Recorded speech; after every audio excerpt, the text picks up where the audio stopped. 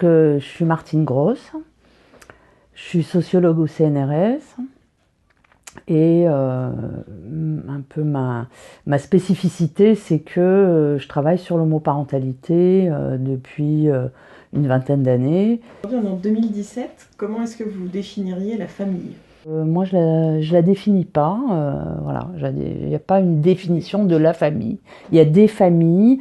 Disons que quand même, il y a un point, c'est je définirais pas la famille, mais je définirais peut-être ce qui fait un parent. Pour moi, être parent, c'est s'être engagé dans un projet parental et c'est être engagé vis-à-vis des enfants qu'on élève.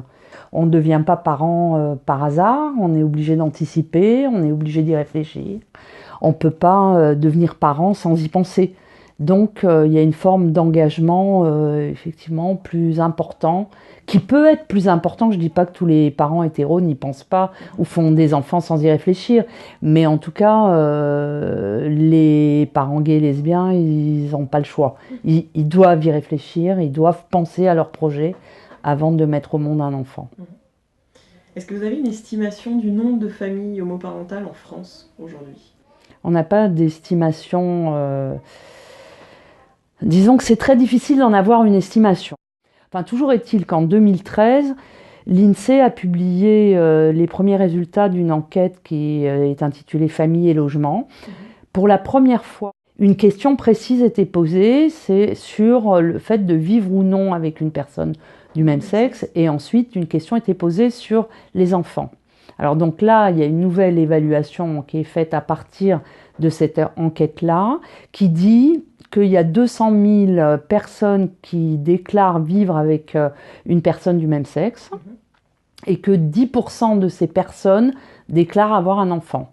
Donc on retombe sur les évaluations de l'INED, c'est-à-dire un peu plus de 20 000 enfants, 20 000 enfants élevés au sein d'une famille comptant 2 parents de même sexe. Est-ce que vous avez vu une évolution? Est-ce qu'il y a quand même de plus en plus de couples homosexuels qui font des enfants? Je ne peux pas le dire sur la France, sur la société entière, je ne peux pas le dire. Tout ce que je peux dire, c'est que j'ai noté une grande évolution de la population des adhérents de la PGL entre 1995 et 2010. En 1995, il y avait quelques dizaines d'adhérents.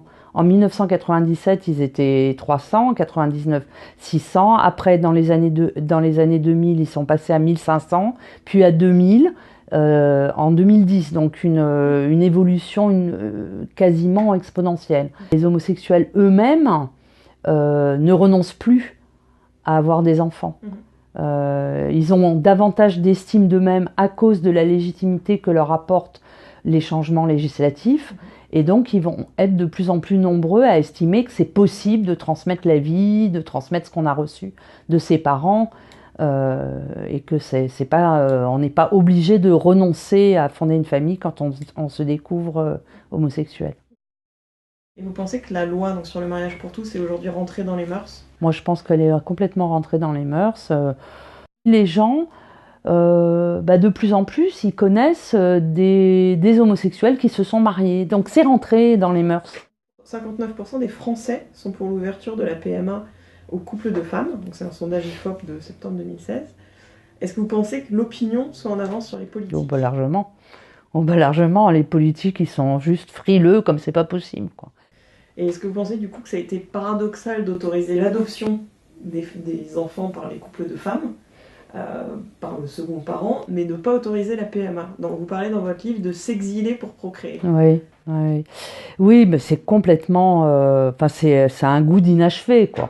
Parce que dans l'esprit de la loi, quand on regarde les débats, la loi a été faite, bien sûr, c'était le mariage, mais le mariage permet l'adoption. Et l'idée, c'était de sécuriser la situation juridique des enfants. Sauf que, d'accord, on va protéger les enfants qui vivent dans des familles homoparentales, mais on ne s'intéresse pas de savoir comment ils sont nés, ces enfants-là.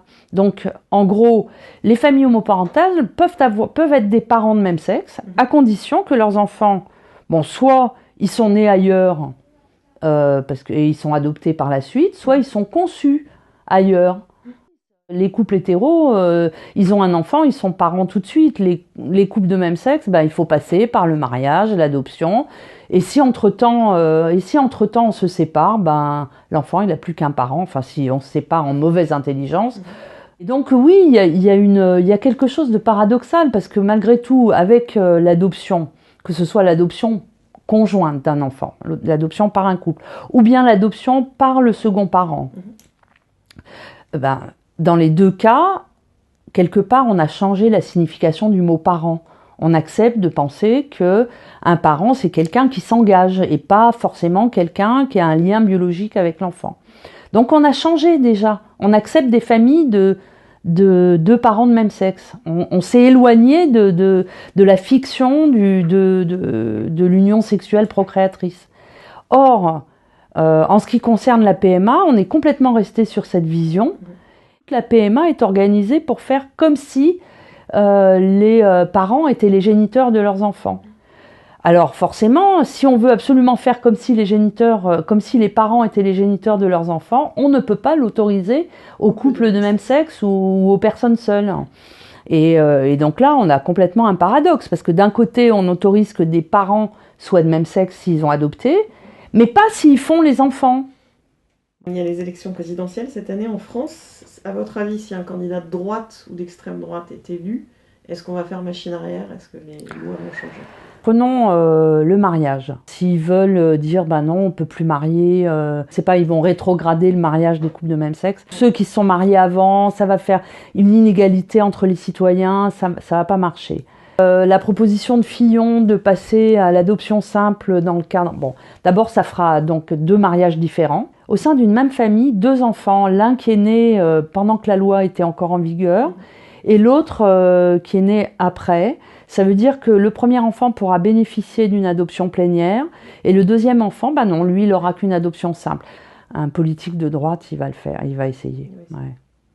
Et enfin, dernière question, à votre avis, est-ce que les familles homoparentales sont des familles comme les autres? Vous connaissez ma réponse. En fait, oui, ce sont des familles comme les autres, en tout cas, en tout ce qui concerne les tâches parentales, les préoccupations parentales sur comment élever des enfants, les inquiétudes qu'on peut avoir pour ces enfants, les valeurs, le mode de vie, les comportements, tout ça, les familles homoparentales sont exactement comme les autres. Et bien sûr, elles diffèrent des autres dans la structure de la famille. Elles sont constituées de parents de même sexe, ou alors de plus de 2 parents quand elles sont constituées en coparentalité, elles sont 3 ou 4 parents. C'est une structure différente.